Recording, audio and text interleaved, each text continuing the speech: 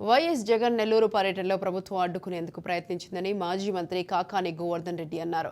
ఆయన పర్యటన పట్ల ఉదారంగా వ్యవహరించామని హోంమంత్రి వంగలపూడి అనిత చేసిన వ్యాఖ్యలో నిజం లేదన్నారు. జగన్ నెల్లూరు జైల్లో ఉన్న మాచర్ల మాజీ ఎమ్మెల్యే పిన్నెల్లి రామకృష్ణారెడ్డిని పరామర్శించేందుకు మాత్రమే వచ్చారని, జగన్ను కలిసేందుకు వేలాది మంది వస్తారని తెలిసినా ఆయన పర్యటనకు సంబంధించి భద్రతా ఏర్పాట్లను సక్రమంగా చేయలేదని కాకాని గోవర్ధన్ రెడ్డి ఆరోపించారు.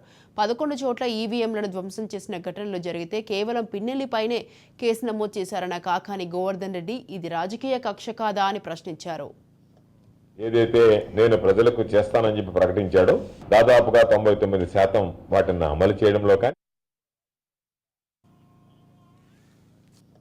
ఏదైతే నేను ప్రజలకు చేస్తానని చెప్పి ప్రకటించాడో దాదాపుగా 99% వాటిని అమలు చేయడంలో కానీ